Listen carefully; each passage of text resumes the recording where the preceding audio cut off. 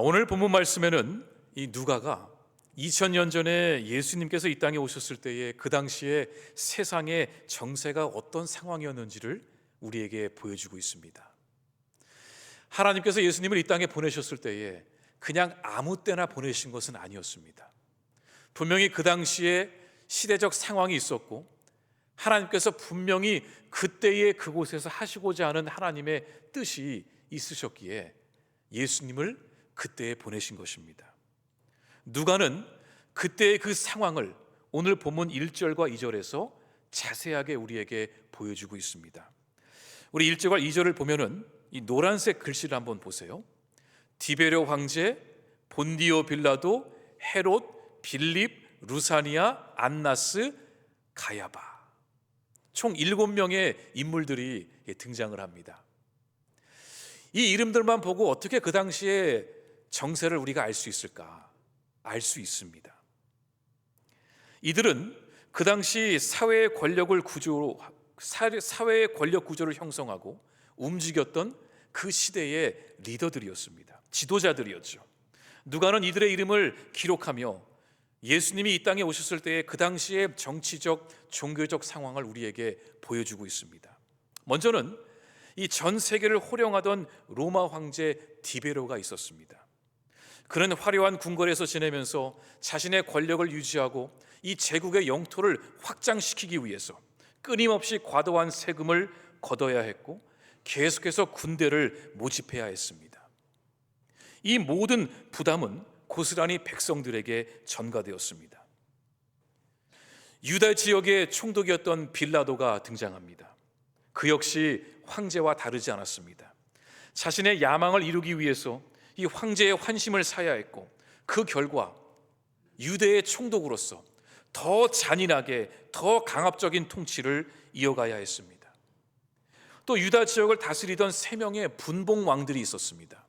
왜 분봉 왕이냐면 이들은 스스로 왕이 된 것이 아니라 로마 제국에 의해서 임명된 왕들이었습니다. 유다 지역을 3개로 나눠서 각각 한 지역들을 이 3명이 나눠서 통치했던 것이죠.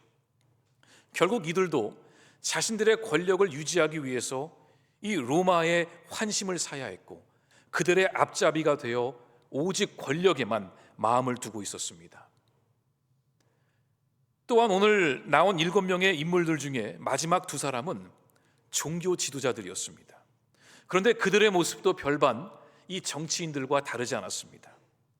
그들도 권력가들과 손을 잡고 자신의 욕심을 채우는 데만 몰두했고 하나님께서 맡기신 그 백성들을 외면한 채 자신들의 탐욕을 채우기 위해 애를 썼습니다.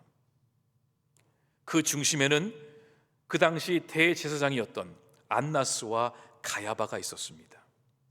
그들은 정치 권력의 빌부터 자신들에게 유리한 것만 챙기며 백성들을 외면했죠. 이러한 정치적, 종교적 어둠과 혼란 속에서 유다 백성들은 희망을 어디에 두어야 할지 모르고 살았습니다. 정치적으로 힘든 상황일지라도 나라가 어지럽더라도 종교 지도자들은 그래도 하나님의 말씀을 붙들고 옳은 길을 제시해야 되는데 이들도 똑같이 그 권력에 빌붙어서 자신들의 욕심을 채우고 있었습니다. 그러다 보니까 유다 백성들은 메시아를 더욱더 기다렸던 것입니다. 예수님을 보고 그냥 기뻐했던 것이 아닙니다. 이 사람이라면, 이런 기적을 일으키는 예수라면 분명히 우리의 메시아이실 거야. 그 기대감을 저버릴 수 없었던 것입니다. 그래서 그들은 예수님을 볼 때마다 우리의 왕이 되어달라고, 다윗의 자손 우리의 왕이시라고 그렇게 소리치며 외쳤던 것입니다. 여러분 혹시 오늘 본문 2절 말씀을 보면서 혹시 이상한 점을 눈치채지 못하셨습니까? 2절을 보면은 이 안나스와 가야바가 대제사장으로 있을 때라고 나옵니다.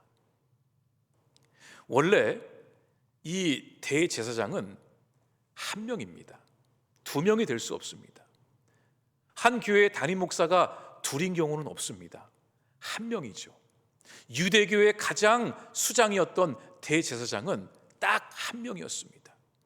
모세 시절부터 그 광야 시절부터 한 사람 대제사장만 지성소에 들어갈 수 있었습니다. 그런데 오늘 말씀에 보니까 이 누가는 두 사람의 이름을 기록해 두었습니다. 이게 무슨 일일까요? 우선 우리는 이 두 사람의 관계를 알아야 합니다. 이 안나스와 가야바는 어떤 관계였을까? 이들은 장인과 사위였습니다. 원래는 이 안나스가, 이 장인이 대제사장이었습니다. 그런데 그가 어떤 부정적인 일을 저지르면서 로마 정부로부터 파직을 당하게 됩니다. 참 말이 안 되는 상황이죠. 대제사장은 하나님이 세우시는 자리인데 로마 정부가 좌지우지하고 있습니다. 자기 마음에 들면 세우고 들지 않으면 내리게 하고, 이런 상황 속에서 이 안나스가 본인의 자리를 잃어버리게 되니까 그 자리를 누구에게 넘겼냐면 자신의 사위 가야바에게 그 자리를 내어줍니다. 그러니까 이 모습이 그 당시 정치와 종교가 얼마나 지저분하게 결탁이 되었는지를 우리는 보게 됩니다. 결국은 이 안나스의 집안이 모든 종교의 권력을 독점한 것입니다. 그렇다면 이미 파직을 당한 안나스가 왜 그의 이름이 맨 앞에 이렇게 나와 있을까? 그냥 가야바만 나와야 되잖아요. 근데 왜 굳이 안나스, 가야바 이렇게 순서대로 이름이 기록되었을까? 여러분, 혹시 예수님이 십자가에 달리기 전날 밤 이 빌라도 총독 앞에 서기 전에 아주 어두운 밤중에 누군가의 앞에 나아가 신문을 받으셨습니다. 혹시 그 장면을 기억하시는지 모르겠습니다. 그 내용이 요한복음 18장 12절과 13절에 나옵니다. 이에 군대와 천부장과 유대인의 아랫사람들이 예수를 잡아 결박하여 먼저 안나스에게로 끌고 가니 안나스는 그 해의 대제사장인 가야바의 장인이라.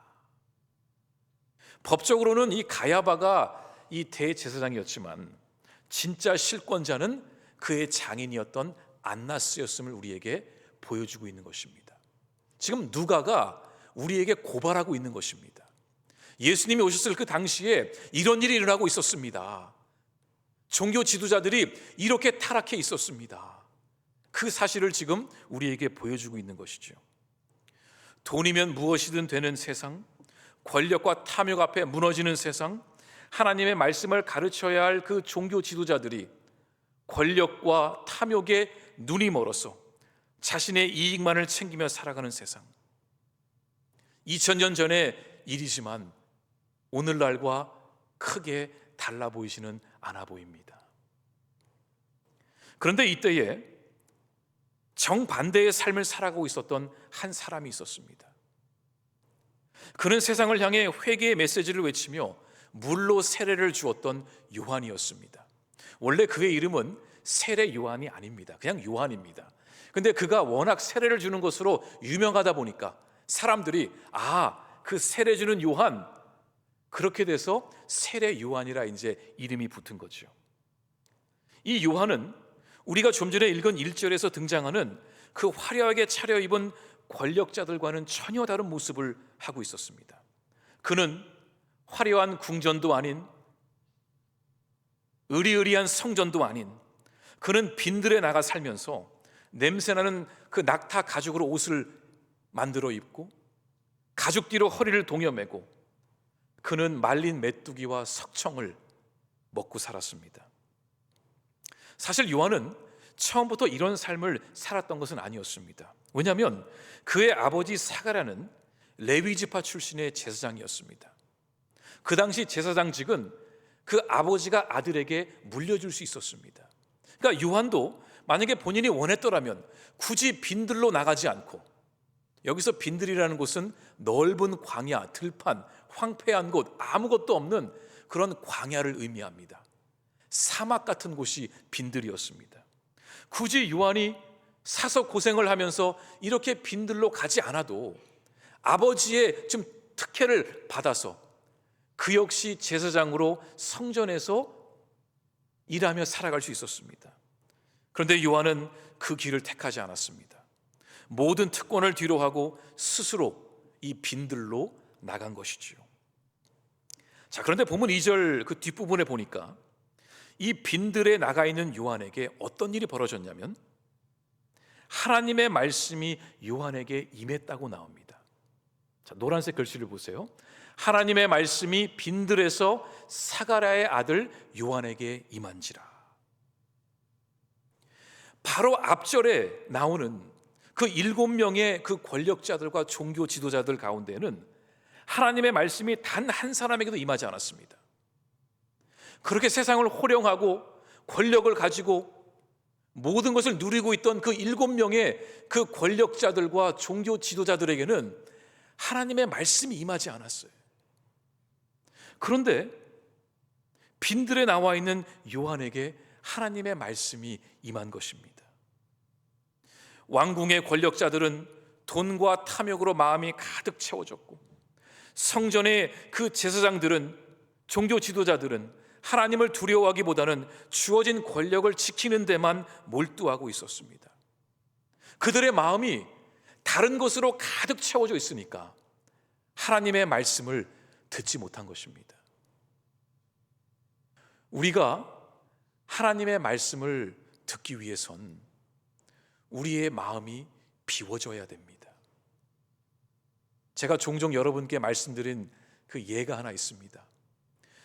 우리의 물컵에 물이 가득 채워져 있는데 그 위에 또 물을 부어달라고 할 수는 없습니다. 우리는 성령 충만함을, 그 기름 부으심을 사모하는데 우리의 그 마음의 컵은, 우리의 심령의 컵은 이미 우리 것으로 가득 채워져 있어서 성령의 기름 부으심이 임할 수가 없는 것입니다. 우리는 예수님을 우리의 마음속에 초대하고 싶어요. 그런데 우리의 마음속을 들여다보면 입구부터 벌써 수많은 잡동사니로 가득 채워져 있으니까 우리 주님이 들어갈 곳이 없다는 것입니다. 하나님의 말씀을 우리가 받기 위해선 우리가 먼저 비워져야 하는 것입니다. 자, 그런데 이 궁궐도 아니고 성전도 아닌 왜 아무것도 없는 빈들에 살고 있는 요한에게 말씀이 임했을까요? 지금 요한에게 말씀이 임했다라는 것은 하나님의 음성을 그가 들었다라는 것입니다. 우리 2절을 다시 한번 보면 하나님의 말씀이 빈들에서 요한에게 임한지라 그랬어요. 여기에 나오는 말씀이란 단어를 이 헬라어 단어로 보면 우리가 나름 익히 들어온 레마라는 단어입니다. 레마의 말씀, 이렇게 표현을 하죠. 이 레마는 하나님의 말씀을 뜻하는데 좀 더 구체적인 의미가 있습니다. 하나님이 구체적으로 우리의 삶 가운데 주시는 말씀이 레마입니다. 그러니까 우리 모두에게 주시는 말씀이 있습니다. 우리 풀향기 교회와 이 나라와 민족 위에, 한국 교회 위에 주신 하나님의 말씀이 있지만 저와 여러분의 그 개인적인 삶 가운데, 우리의 상황 속에 하나님이 주시는 그 레마의 말씀이 있다라는 거죠. 여러분도 세례 요한처럼 그런 레마의 말씀을 듣고 싶지 않으세요? 내가 지금 처한 상황 속에서 하나님의 뜻이 무엇이지? 내가 어떻게 해야 되지? 나를 아시는 하나님께서, 나의 머리털 숫자까지 아시는 하나님께서 분명히 나를 향한 주님의 뜻과 계획과 그 말씀이 있으실 텐데 여러분, 그 말씀 듣고 싶지 않으세요? 그런데 우리가 정말 기억해야 할 한 가지 사실은 하나님은 늘 우리에게 말씀하고 계세요. 우리는 그냥 말씀이 안 들려, 하나님이 침묵하셔 그러는데 하나님은 늘 우리에게 말씀하고 계세요. 그런데 문제는 하나님은 우리에게 말씀하시는데 우리가 듣지 못하고 있는 겁니다. 여러분, 엘리 제사장과 이 어린 사무엘의 이야기를 기억하실 것입니다. 한나가 아들을 낳고 그 사무엘을 하나님의 사람으로 바치기 위해 엘리 제사장의 집으로 그 아들을 데리고 갑니다. 그리고 그 이후부터 이 사무엘은 그 엘리와 함께 살아가게 되죠. 그런데 하루는 이 사무엘이 어렸을 때에 잠을 자다가 하나님의 음성을 듣게 됩니다. 사무엘은 분명히 그 음성을 들었습니다. 그런데 엘리 제사장은 그 음성을 듣지 못했습니다. 왜 그랬을까요? 그의 눈과 귀가 막혀 있었기 때문이었습니다. 에스겔 12장 2절에 보면은 하나님께서 이스라엘 백성들에 대해서 이렇게 말씀하셨습니다. 그들은 볼 눈이 있어도 보지 아니하고 들을 귀가 있어도 듣지 아니하나니. 영적으로 눈과 귀가 막힌 백성들, 마음이 굳어져서 하나님의 음성을 받아들이지 못하는 백성을 말씀하신 것입니다. 혹시 우리도 그런 상태에 있지 않을까요? 하나님의 말씀을 읽는데도, 기도의 자리에 나아가는데도, 하나님이 분명히 우리에게 주시고자 하는 그 말씀이 있는데도 정작 우리가 눈과 귀가 막혀서 듣지 못하는 것이 아닐까요?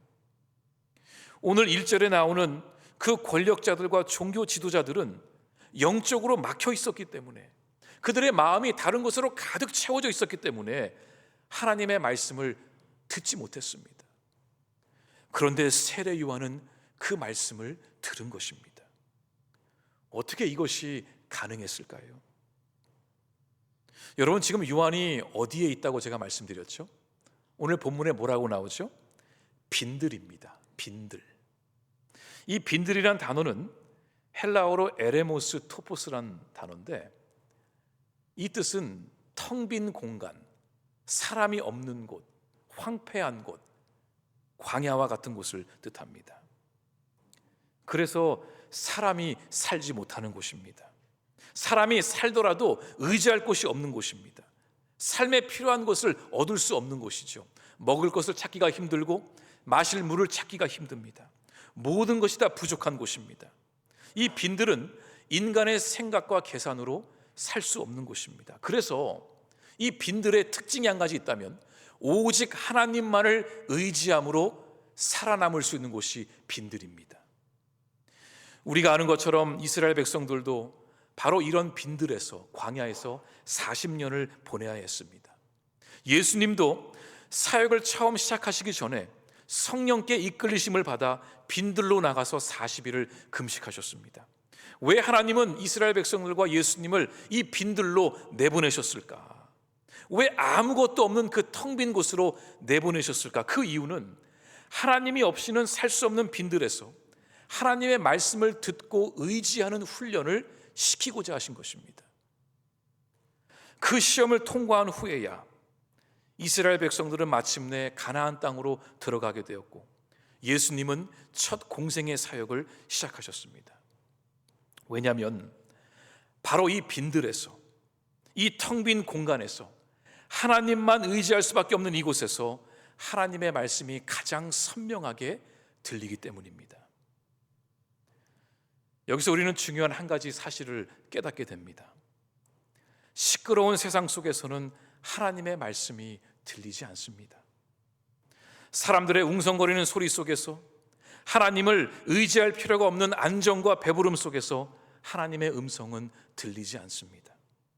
왜냐하면 그런 공간 속에 살게 되면, 있게 되면 우리의 마음은 이미 다른 것으로 가득 채워지기 때문입니다. 세상의 것들과 사람들의 소리로 채워지다 보면 하나님의 말씀을, 음성을 들을 수가 없는 것입니다. 말씀이 들리는 곳은 언제나 아무것도 없는 빈들이기 때문입니다. 그렇다면 우리가 빈들로 나가기 위해서 세상의 모든 소리를 차단한 채 산속이나 들판이나 무인도로 가는 것이 맞을까요? 아닙니다. 성경이 말하는 하나님의 부르심은 세상을 떠나 숨어 사는 부르심이 아닙니다. 우리는 지금 우리가 서 있는 이 자리에서 하나님의 말씀을 듣고 살아가도록 부름을 받았습니다. 그게 세상 속의 그리스도인의 뜻입니다. 혼자 무인도에 가서 살면 얼마나 편하겠어요. 얼마 전에 기사를 보니까 어떤 외국 사람이 혼자 무인도에 가서 아무랑도 얘기하기 싫다고 32년간 혼자 살았대요. 물론 그럴 수도 있겠죠. 그런데 그런 삶이 무슨 하나님께 영광을 돌리는 삶이며, 그것이 어떻게 그리스도인의 삶이 될 수 있을까요? 우리는 세상으로 부름받아 이 세상 속에서 하나님의 말씀을 듣고 반응하며 살아가는 사람들입니다. 따라서 우리가 찾아야 할 빈들은 사람들이 없는 황폐한 장소가 아닙니다. 여러분 잘 들으시기 바랍니다. 하나님께서 말씀하시는 빈들은 어떠한 특정 공간이 아니라 내 마음이 비워지는 상태를 의미합니다. 내 마음이 빈들이 되어야 한다는 거죠. 내 마음이 광야와 같아야 한다는 것입니다. 그리고 우리가 그 마음을 비우기 위해서는 우리가 반드시 내려야 할 결단이 있습니다. 그냥 말로만 말씀 듣고 싶다, 말씀 사모합니다, 이런다고 말씀이 들리는 게 아니라는 겁니다. 내가 빈들로 나가야, 그 빈들에 서 있어야, 내 마음이 비워져야, 내 마음이 광야와 같고 내 심령이 찢어지듯 가난해야 하나님의 음성이 들린다는 것입니다. 우리가 내려야 할 결단들이 무엇이 있을까요? 제가 몇 가지만 말씀을 드리고 오늘 말씀을 마무리하고자 합니다. 먼저는 우리는 이 분주함의 자리를 내려놓아야 합니다. 분주함. 우리가 얼마나 바쁩니까? 우리가 요즘 골방 기도를 하자고 외치고 있지만 말이 골방 기도지 정말 우리가 결단하고 하지 않으면 골방에 들어가지 못하더라고요. 너무나 바쁘게 살아갑니다. 너무나 많은 소리를 들으며 살아갑니다. 사람들의 말, 거짓 뉴스, 수많은 정보들, SNS, 우리의 바쁜 스케줄, 우리가 정말 결단하고 멈추지 않으면, 우리가 결단하고 하나님 앞에 서서 멈추지 않으면 하나님이 말씀하시는 것을 듣지 못할 것입니다. 결국 빈들이란 우리의 바쁜 생활 속에서 멈춰서 하나님을 바라보는 것입니다. 잠시 핸드폰을 내려놓는 시간, 바쁜 마음을 멈추는 그 짧은 순간, 숨을 고르고 하나님 앞에 조용히 멈춰서는 시간, 하루 중에 한 부분을 내가 하나님께 올려드리며 그 시간만큼은 하나님 앞에 고요히 묵묵히 잠잠히 서겠다라고 하는 그 결단이 우리에게 필요합니다. 그리고 하나님은 그 고요함 속에서 우리의 영혼 깊은 곳을 향해 말씀하실 것입니다. 두 번째는 나를 내려놓아야 합니다. 우리의 속이, 우리의 내면이 가득 채워져 있으면 새 것을 담지 못합니다. 우리의 마음도 똑같습니다. 우리의 마음속에 교만과 염려와 불평과 인정 욕구와 나를 지키려는 방어심으로 이런 것들로 가득 채워져 있으면 하나님의 말씀이 들어올 자리가 없습니다. 결국 빈들은 내가 비워지는 자리입니다. 내가 옳다는 마음을 내려놓아 보기도 하고, 내 뜻과 내 의를 내려놓아 보기도 하고, 내 힘으로 살겠다라는 그 마음을 내려놓고 하나님 앞에서, 하나님, 제가 틀렸습니다, 하나님이 맞습니다, 하나님이 필요합니다, 이런 고백의 자리에 나아갈 때, 우리가 겸손해지고 하나님을 더 의지하는 그 자리에 나아갈 때 비로소 우리의 마음밭에 하나님의 말씀이 들리기 시작합니다. 세 번째는, 이거 참 힘든 것 같아요. 사람들의 시선의 자리에서 벗어나야 합니다. 우리는 사람들과 함께 살다 보니까 주변 사람들의 말들을 들을 수밖에 없을 것입니다. 그런데 때로는 필요에 따라 그 사람들의 시선, 그 말들로부터 벗어날 수 있어야 합니다. 세례 요한은 성전 한 복판도 아닌, 도시 한 가운데도 아닌 이 광야에서 하나님의 말씀을 들었습니다. 왜일까요? 사람의 시선이 없는 곳에서야 비로소 사람의 목소리가 아닌 하나님의 음성이 들리기 때문입니다. 사람의 칭찬, 사람의 평가, 누군가의 그 기대, 인간 관계에서 끊임없이 흘러나오는 그런 소리들, 우리는 그런 소리들로부터 우리 자신을 좀 멀리 피해 있을 수 있어야 됩니다. 그리고 우리 자신에게 진지하게 물어야 합니다. 지금 나에게 주시는 하나님의 말씀은 무엇인가? 다른 사람이 나에 대해서 말하는 것을 듣기 전에 하나님이 지금 나에게 말씀하시는 것이 무엇인가를 우리는 들을 수 있어야 됩니다. 저는 여러분이 신앙생활을 하면서 주변에 얼마나 많은 신앙인들이 있어요. 쉽게 말하면 순복음파, 침례파, 장로파, 감리파, 여러 다양한 배경의 그 신앙을 갖고 있는 분들이 있습니다. 저마다 자기의 신앙이 맞다고 할 수도 있습니다. 왜냐하면 그게 그 사람은 다 그 사람에게는 그것이 전부니까. 근데 중요한 것은 하나님은 저와 여러분을 굉장히 섬세하게, 아주 특별하게, 유니크하게, 스페셜하게 만드셨어요. 하나님은 여러분이 여러분답게 신앙생활 하기를 원하세요. 저는 이거를 꼭 여러분께 말씀드리고 싶어요. 옆에 사람 따라서 하지 말고 여러분의 있는 모습 그대로 여러분답게 하나님 앞에 서셔야 합니다. 그래야 자유함 속에 하나님을 만나고 예배할 수 있습니다. 그런 의미에서 때로는 결단하고 세상의 소리를 잠시 피해서 하나님께 진지하게 물을 수 있는 그런 자리가 필요합니다. 마지막은 우리의 약함을 인정하고 하나님께 매달리는 자리가 필요합니다.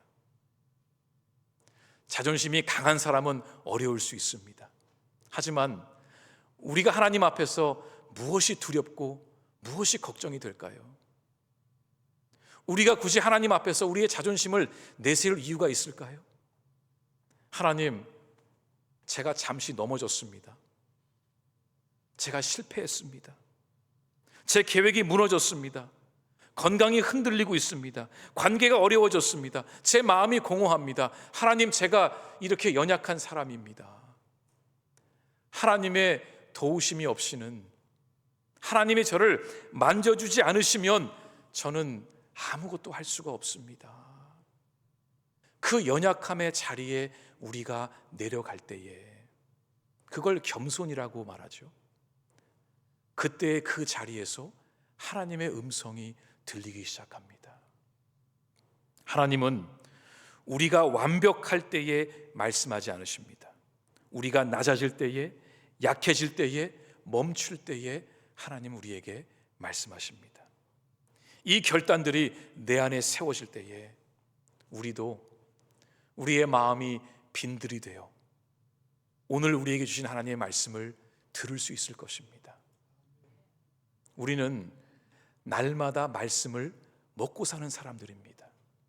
그 뜻은 단순히 내가 오늘 큐티 했나 안 했나 그것을 말하는 것이 아닙니다. 큐티를 해도, 말씀을 읽어도 그 말씀이 들리지 않을 수 있습니다. 중요한 것은 날마다 우리에게 주신 하나님의 말씀을 우리가 들을 수 있어야 하는데, 그러기 위해선 저와 여러분의 마음 상태가 광야와 같이 텅 비워져서 하나님 우리에게 말씀해 주십시오. 그 말씀을 제가 다 받겠습니다. 성령의 기름 부으심을 주십시오. 그 기름 부으심을 제가 다 받겠습니다. 말씀으로 충만해지고 성령으로 충만해지고 기도가 충만한 그런 우리 모두가 될 수 있기를 간절히 소망합니다. 진정한 부흥은 교회 숫자의 성장이 아닙니다. 여러분 한 사람 한 사람이 하나님 앞에서 헌신된 한 사람으로 세워지는 것, 그런 제자들을 양육하고 키워내고 세상으로 보낼 수 있는 그런 우리 풀향기 교회가 될 수 있기를 간절히 바랍니다. 12월 한 달 우리 골방 기도회 진행 중에 있습니다. 여러분 교회를 위해서 힘써 기도해 주시기 바랍니다. 저와 여러분이 사랑하는 우리 풀향기 교회 맞죠? 교회가 우리의 삶의 희망이고 소망이고 하나님을 만나는 그 거룩한 우리 교회입니다. 힘써 기도해 주시고 내년 2026년도에는 우리가 정말 독수리처럼 날개를 펴며 하늘 위로 힘껏 올라가는 그런 우리 풀향기 공동체가 될 수 있기를 간절히 소망합니다. 우리 같이 말씀을 붙들고 기도하겠습니다. 하나님 아버지, 우리가 늘 주님의 말씀 앞에 서게 하여 주시옵소서. 그러기 위해서 빈들로 나아가라 말씀하셨사오니 우리의 마음을 비우게 하여 주시옵소서. 이 시간 결단하고 세상의 소리가 아니라 오직 하나님께만 집중하는 그 자리로 나아가겠다고 결단하며 나아가게 하여 주시옵소서. 이번 한 주간도 우리는 세상으로 보내심을 받아 많은 소리들 속에 살아가겠지만 그 바쁜 스케줄 속에서도 여러 가지 소리들 속에서도 잠시 멈추어 하나님께 집중하며 주의 음성을 듣는 우리 풀향기들 되게 하여 주시옵소서. 우리 함께 말씀을 붙들고 우리 결단의 기도 드리겠습니다.